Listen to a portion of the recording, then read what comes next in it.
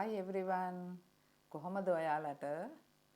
මං හිතනවා ඔයගොල්ලෝ පහුගිය පාඩමේ තියෙන මම කියලා දීපු දේවල් හොඳට බලා ගන්න නැති කියලා. එතකොට අපිට ඉස්සරහට යන්න ලේසි වෙනවා. ඉතින් මං පහුගිය පාඩමෙන් අපි කරේ කොහොමද how to do a self introduction. එහෙම නැත්නම් how to talk about myself. මං ගැන කොහොමද කතා කරන්න කියලා. එතකොට මං එතන වාක්‍ය 10ක් දුන්නා. ඒ වාක්‍ය 10ට අනුව මම ඕගලන්ට කිව්වා මේ පාඩමෙන් මම ඒ වාක්‍ය 10ට අදාළ ප්‍රශ්න 10ක් අහනවා කියලා. එතකොට අපි බලමු ඒ වාක්‍ය වලට අදාළ ප්‍රශ්න අහන්නේ කොහොමද කියලා. පළවෙනි එක මම කිව්වේ my name is ඉෂාරා කියලා. myself ගැන කතා කරද්දි ඒකට අදාළ ප්‍රශ්නේ අහන්නේ what is your name?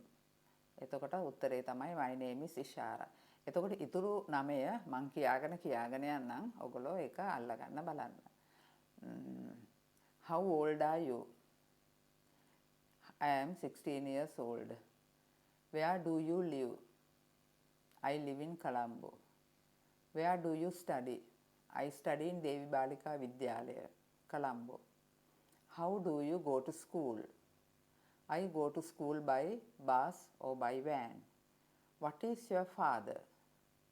My father is a doctor. What is your mother? My mother is a housewife. Do you have siblings? I have a younger sister. What are your hobbies? I am watching cartoons and reading books. Do you help your mother? I help my mother in the kitchen. මෙන්න මේ ටික තමයි වාක්‍ය 10 ප්‍රශ්න 10 සහ ප්‍රශ්න වලට අදාළ පිළිතුරු 10. එතකොට අපි පහුගිය පාඩමෙන් කරේ self introduction එක ගැන. එතකොට ඒකට අදාළ ප්‍රශ්න 10. මම මේ ප්‍රශ්න 10 විතරක් දැන් ආපහු කියාගෙන යන්න. What is your name? How old are you? Where do you live? Where do you study? How do you go to school? What is your father? What is your mother? Do you have siblings? What are the hobbies? What are your hobbies? Do you help your mother? ඔය 10 තමයි ඔයගොල්ලෝ දැන් මේ lesson එකේ බලා ගන්න ඕනේ, study කරන්න ඕනේ. එතකොට අපිට ඉස්සරහට ඊළඟ ලෙසන්ස් වලට යන්න ඉතාමත්ම ලේසි වෙනවා මේ ටික හරියට කරලා තිබ්බහම. එතකොට අපිට දැන් මෙතන ලොකු අමාරු වචන අහුවෙන්නේ නැහැ.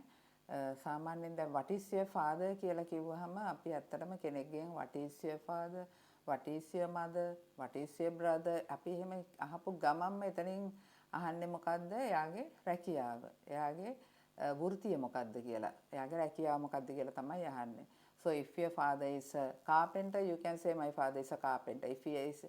If your father is an accountant, you can say my father is an accountant. එහෙම. එතකොට what is your mother කියන එකත් ඒ ආකාරයෙන්මයි. ඊළඟට මෙතන අහලා තියෙනවා siblings කියන එක. siblings කියන්නේ මොකද්ද? සහෝදර සහෝදරියන්.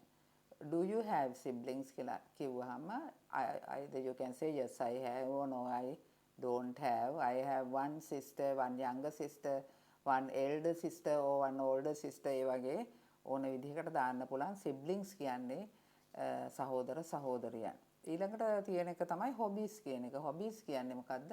විනෝදාංශ. What are your hobbies කියලා කිව්වහම there are so many things that you can say.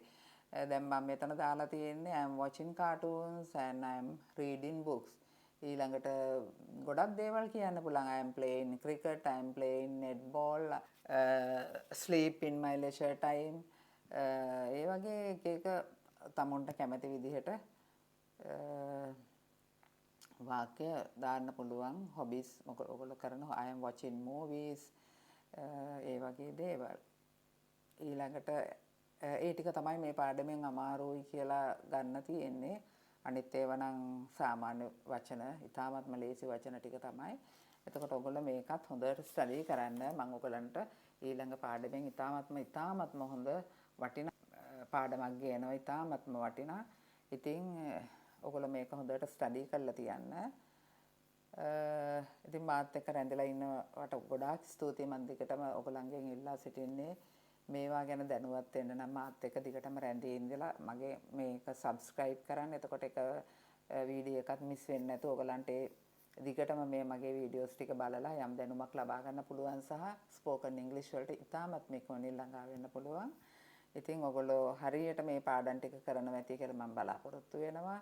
ඉතින් මම මෙතනින් නවතින්නම්. ඔයාලට සුබ දවසක්.